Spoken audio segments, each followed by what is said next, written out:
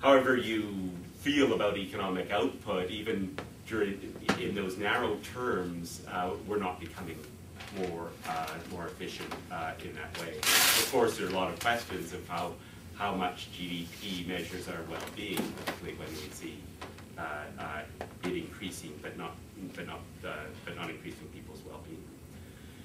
The exceptions are partly the resource sector and the financial sector. There's been an emphasis from the federal government on that, promoting the resource sector, but those are both more sort of parasitic parts of the economy. The productive economy in Canada is being hollowed out and sold off.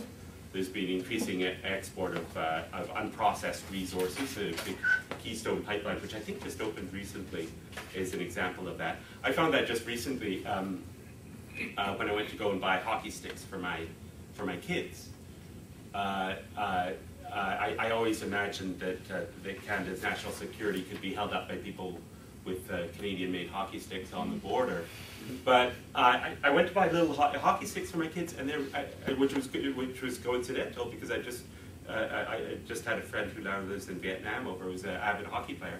Asked him if there are any rinks, and he laughed at me. But then I went to the store the next day, and where do the hockey sticks come from? They come from Vietnam. Probably made out of Canadian wood. So even for simple commodities like that, we import them. There's been some emphasis in the IT sector and the creative economy, but I think that that's fairly limited. So there are few prospects for real economic growth in Canada. I think that's why you hear from economists saying that growth is going to be slow. And I think in a global sense, there's a waning power, waning economic influence of Canada and the United States.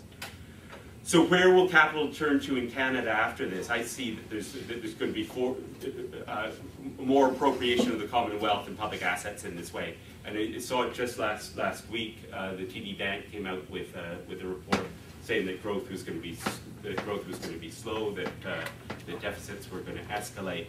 But then they said that that governments should look for more forms of alternative service delivery. That means privatization, contracting out the P3s. This isn't private enterprise creating more productive capital. It's just appropriating public assets and delivery. I also see expansion of capital to new areas. Climate capitalism. I think that it's very important that we move forward with some economic measures in terms of climate change. But there's a big emphasis by this government in terms of offsets, and a lot of that involves getting money for nothing. And so there's a lot of interest in the sort of expansion of the market sector to this level of the commons. There is some possibility for green economic growth with real investment, though it's likely to be in the private sector and highly subsidized. That may still be a positive thing. I think it would be better if a lot of that was in the public sector. I think it could be more efficiently done, more effectively done. So there are a few implications for this that I see that would be good to talk about. The traditional Keynesian focus has been on economic growth and stimulus and full employment. To a certain extent, this hasn't delivered all that much to the working classes.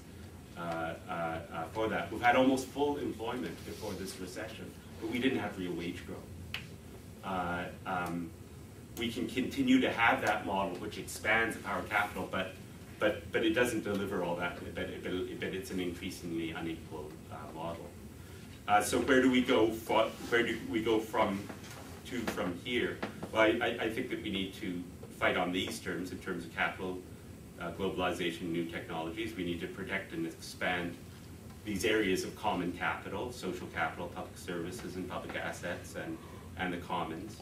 Expand public services such as public pensions, preservation of public spaces, and strengthening of communities in many different ways.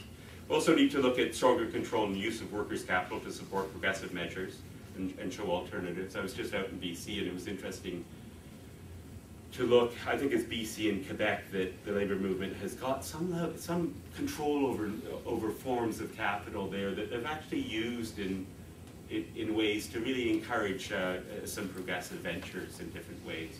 There was a recent announcement that steel workers got together with a labor co-op, with a workers co-op taking over steel mill in the States, I think. So these are different areas. Getting more control over pension funds, venture funds, workers' capital co-ops. Stronger regulation. Capital likes booms and busts, and that's often where it makes money. So there's extremely asymmetric risk relationships in terms of economics there. People make money on the upside, but they don't. We saw in the recent downturn that a lot of banks were bailed out on the downside. So you make money on the way down, but you don't have risk on the downside. I think we also need much more aggressive criticism. We need to be much more aggressive in our criticism. We were right about this. A while ago, I started to feel some sort of doubts. I expected a downturn and recession to happen, but it wasn't happening, and I had no idea that it was such a rotten system. And we also need to take advantage of new technologies and globalization, which can help to expand this sort of creative commons in that way, and also work in broader alliances, which is part of what I see as that sort of collective capital. So those are probably all pretty obvious areas, but that's a framework that I see these things in. Thank you. Thank you very much.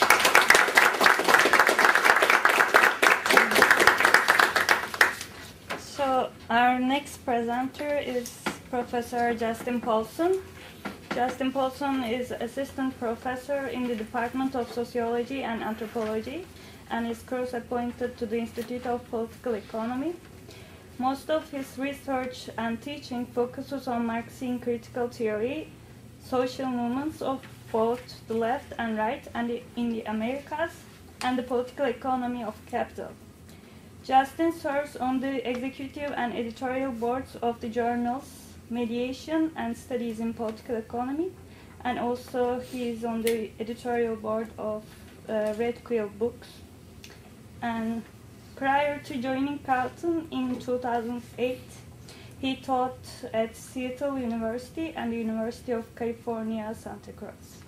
And he's going to respond to both Toby's and Andrew's presentations.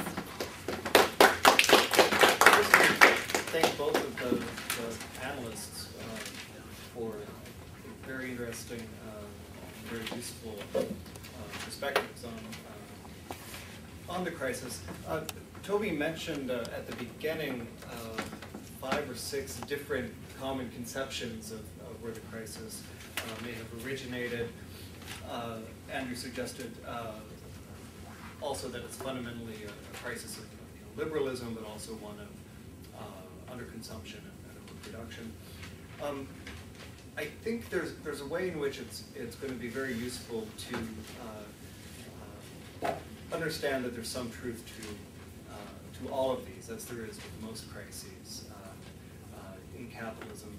We have a particular conjuncture of neoliberalism in which the crisis is occurring, but the crisis itself is a more general crisis of capital. There's some truth to what Stephen Harper says as well when he suggests that that it started in the United States, and you can trace this to the subprime crisis. You can trace the subprime crisis back to the Community Reinvestment Act in some ways. There's some truth to these histories, and I think it's important to think about the ways in which the roots of the crisis may well precede neoliberalism, and yet neoliberalism exacerbates the crisis. What happened with securitization, the amplification of the risks that people were taking with increasing